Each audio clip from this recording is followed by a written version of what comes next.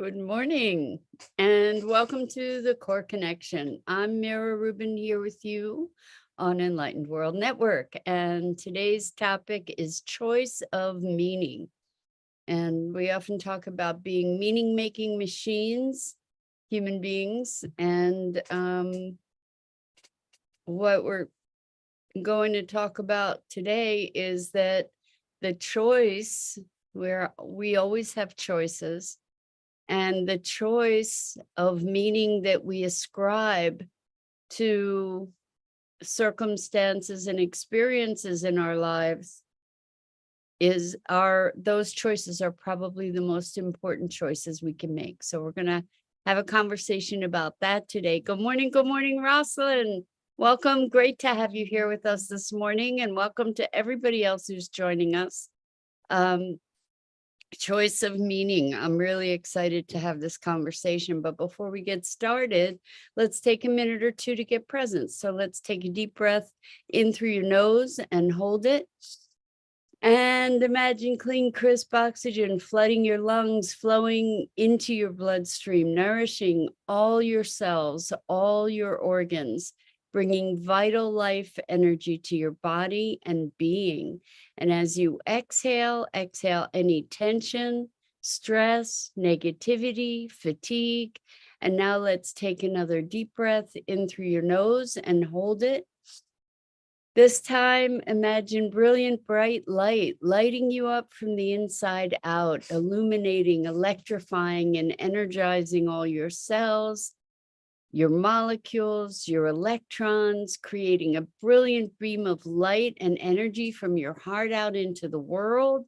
And as you exhale any remaining tension, stress, negativity, fatigue. And now let's press our palms together and rub them vigorously together to feel the friction, the temperature, the pressure, and all the tickling and tingling that happens when you stop rubbing them together. Allow all those sensations to bring you present right here, right now, into this remarkable physical form that enables you to experience life. Welcome, welcome, welcome. So today we're talking about choice of meaning. And this came about yesterday in a conversation, which was really, really interesting because it was with someone who was experiencing a circumstance, a situation that was very, very unfamiliar. And they said, I don't know what it means. I don't know, essentially, what to make it mean. What does it mean? What do I do? How do I interact with it? And so Rosalind says the definition and words we use can be interpreted differently. Like the word love has different attachments to it. Well, that's such a good point, because the words that we use, we talk about love, we talk about even the color blue, for instance. We assume that just because we both agree that something is blue, that we have the same experience of blue. I have no idea what you think blue is, right? I just know what I think blue is. And so we can say that we both value love, but that doesn't mean that we know that we share a common definition. And that's something that we get to explore with each other, because, that's how meaning is made, right? And so what was really interesting in this conversation was that this person was talking about how they ask for guidance around what is the meaning of this? What's the lesson here? What's the meaning of this? And Rosalind says, right, a shared common understanding when we use words. Yes. So the thing is that we get to clarify what we mean by those words, because otherwise we're assuming that we have the same baseline, that we have the same foundation, and that we agree about what something means, when in fact we may not. Anyway, so this conversation was so interesting because this person was saying, what's the lesson in this? And asking for guidance as to what the lesson is. And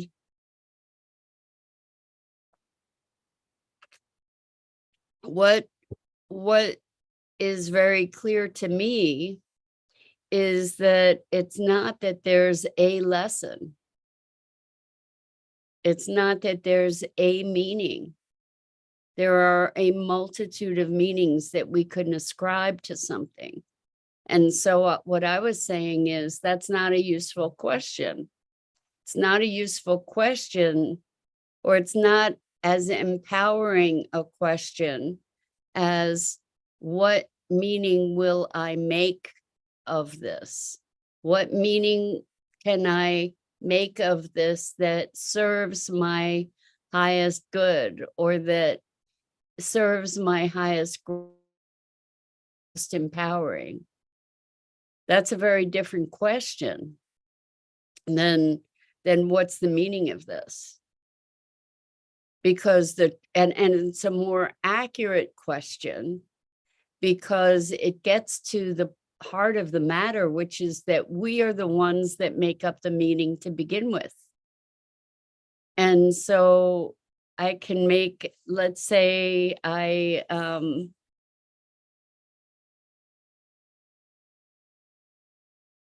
maybe I'm an athlete, and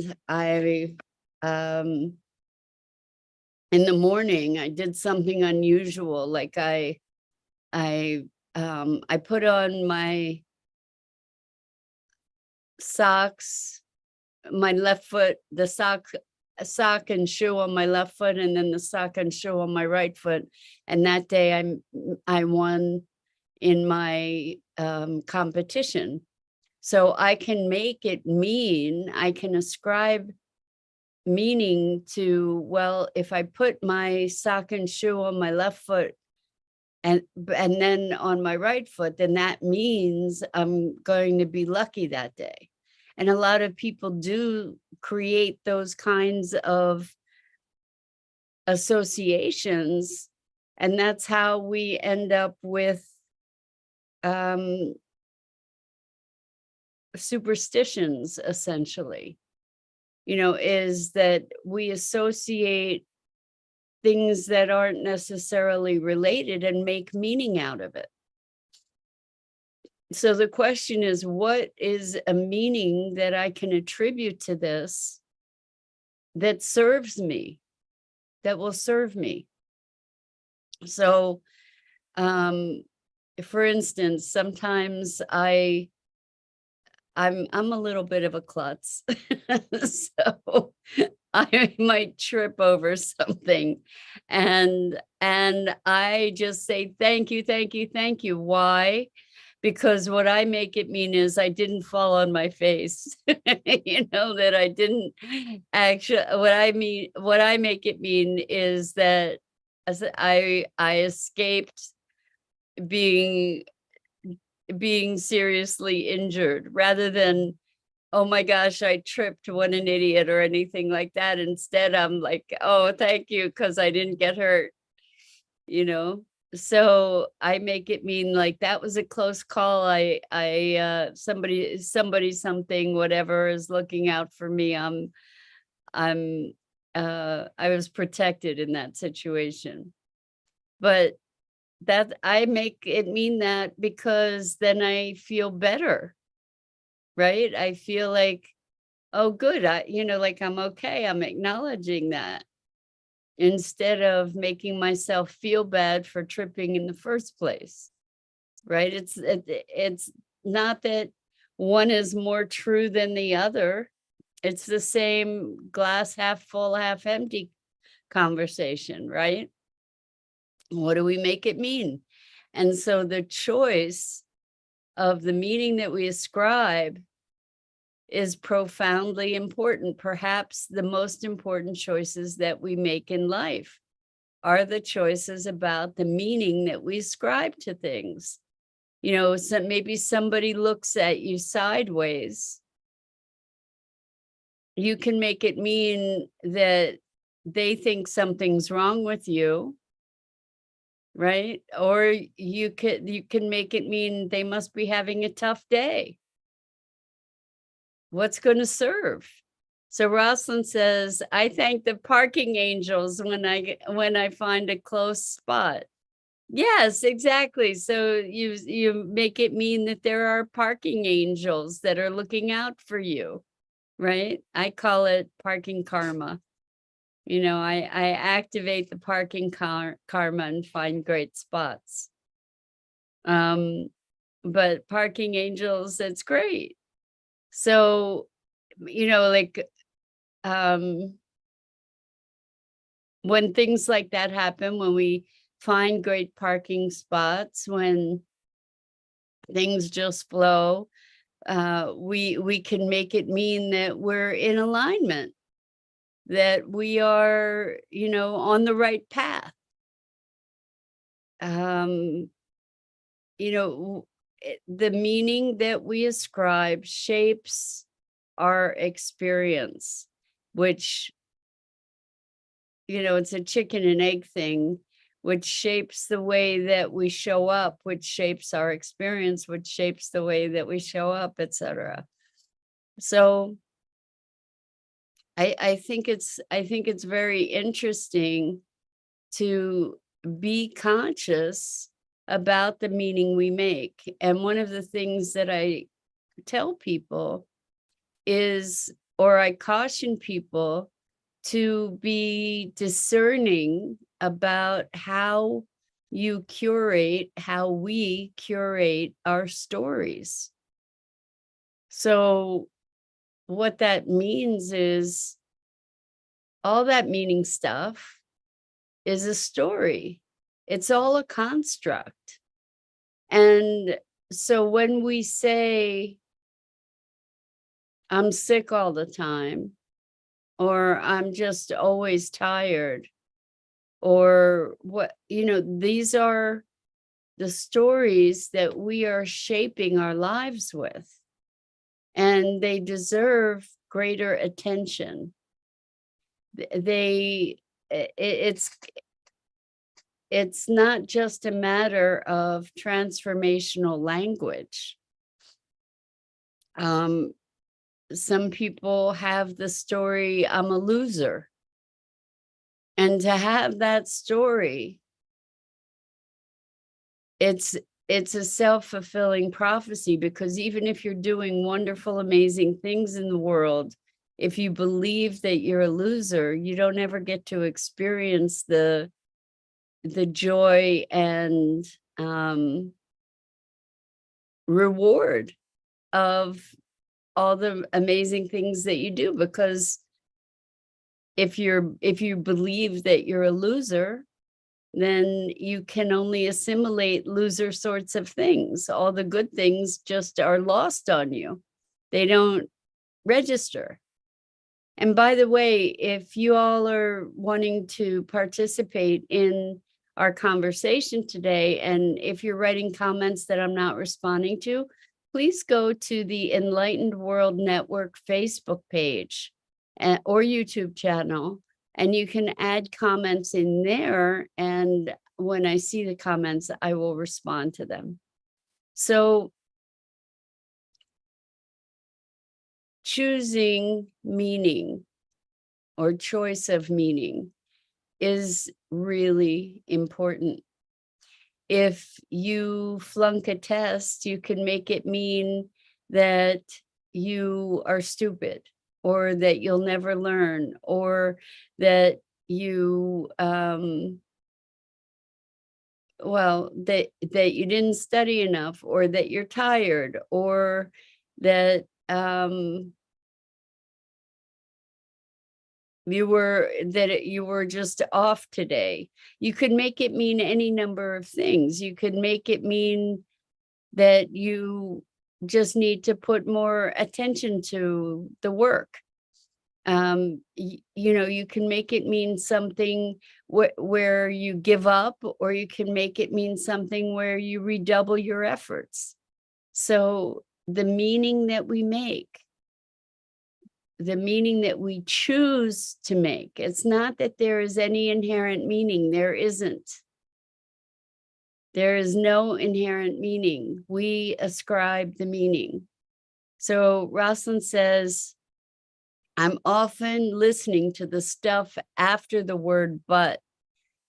So that's a really interesting conversation too, but versus and. So I love you, but I hate it when you leave dishes in the sink. So when you say, I love you, but, what comes after but mitigates I love you. So because the leaving the dishes in the sink make it so I don't love you so much anymore. Like the but sort of throws away whatever's in front of it.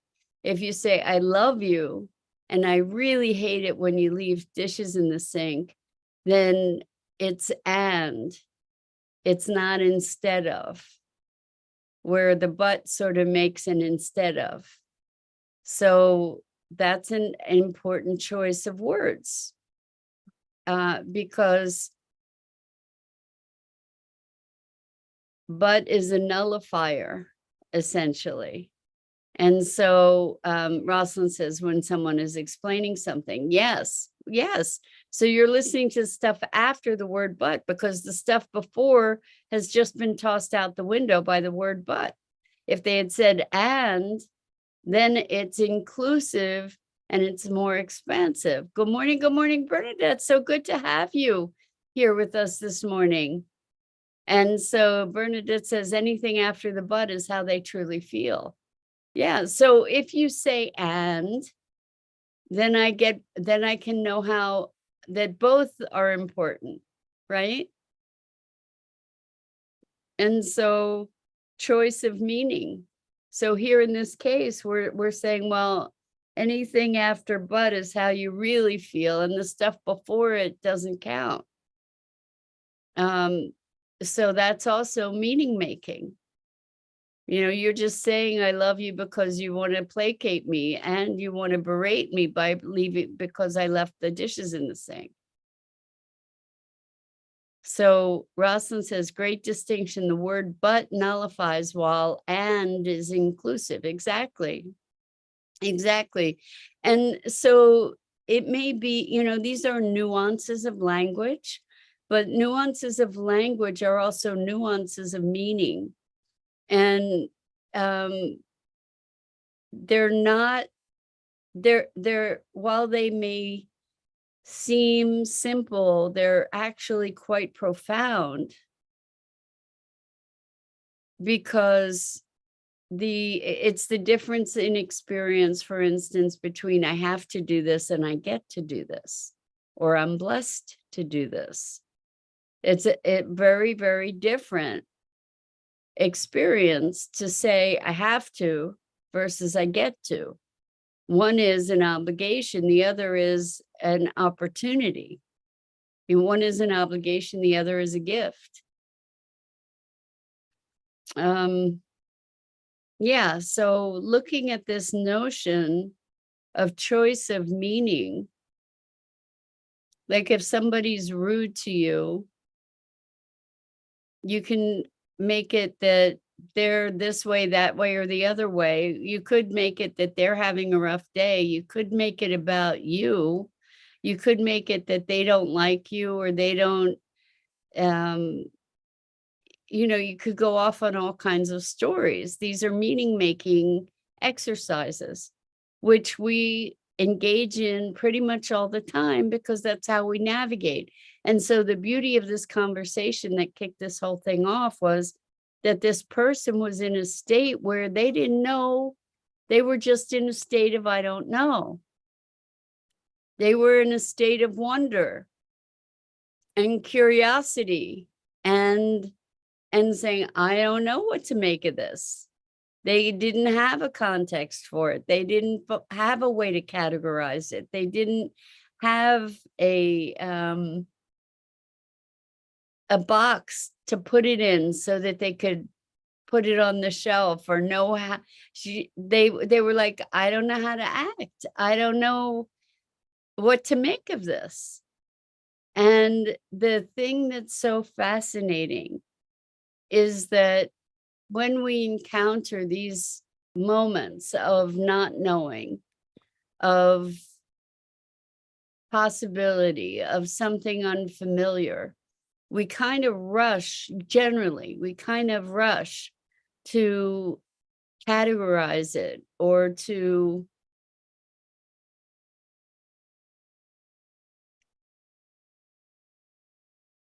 contextualize it or determine what it means. So,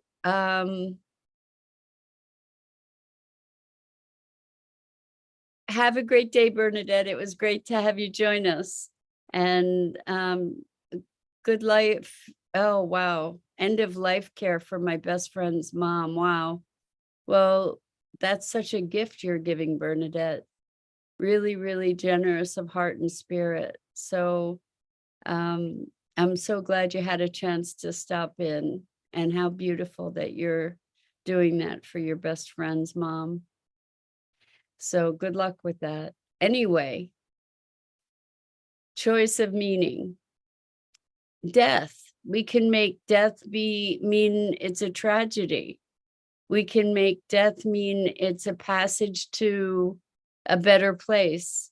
We can make death mean it's a liberation. We can make, because we don't really know what death is, right? And so for many of us, the notion of death is filled with fear and sorrow and all kinds of other emotions. It's based on the meaning we make. So this was also really interesting. Another conversation was, it was so interesting with somebody who had visualized these dark energies. Hey, Jenny. Oh, that's so weird. I don't know why Facebook wouldn't let you in, but it's wonderful that you found us on YouTube. Welcome. Great to have you here with us. So we're talking about choices of meaning and how important those choices are. Those are the most important choices. So it sounds like Facebook isn't performing very well. Anyway, with choices of meaning, we can say, for example,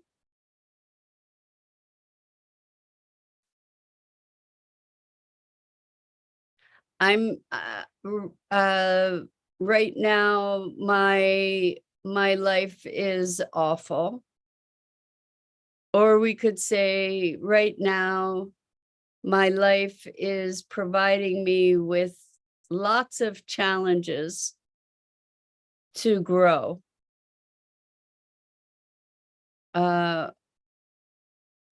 Big difference, big difference. And we could interpret life as being awful, or we could say it's terrible, right? That's meaning. We can say life is terrible, or we can say this is this struggle is making me stronger, or I'm being challenged to be resourceful, or I'm being challenged to grow. And the feeling of being challenged to grow is very different from the feeling of being trapped in a terrible life. You know, terrible is also a meaning that we ascribe. So these kinds of choices, these choices are what translate into the experience that we have based on the meaning that we make. It's the same, it's the story of the two kids in different rooms. One of the kids is in a room filled with toys and is crying, and the other is in a room full of horse manure and is shoveling and singing a song, shoveling the horse manure and singing a song. And so they asked the little boy in the room filled with toys, "Why are you crying?" And it was because their truck that they wanted isn't in there. They can't find their truck that they wanted in this whole room filled with toys. All they want is that truck, and they can't find it. Good morning, good evening, Gia. Welcome. It's great to have you here with us. And the kid in the other room with the horse manure and the shovel is happy as a clam and asked why. And their responses were, "There's so much horse manure, there's got to be a horse somewhere." You know, so what the meaning that we make is what we live into. So exactly, Jenny, any of the meaning that we have, we get to choose. You know, we can say, you could say you're having a terrible life. You can say that you're on a hero's journey. And the thing is that it's the same circumstances. I mean, a hero's journey is like braving all kinds of trials and tribulations to get to the other side, right? And it's like a trial by fire that hones you and refines you. So it's the meaning we make. And so the important takeaway for this morning is be discerning about how you curate your story and the meaning that you ascribe to things. And it can change your life. So create stories that empower you rather than oppress you. And so with that, I'm going to sign off. I'm Mira Rubin. This is the Core Connection, and I go live each weekday morning here on the Enlightened World Network Facebook page and YouTube channel, and at 9 a.m. Eastern. And I invite you to check out the other awesome programming on Enlightened World Network, EWN One with the Earth, and Enlightened World Living. And until next time, so much love.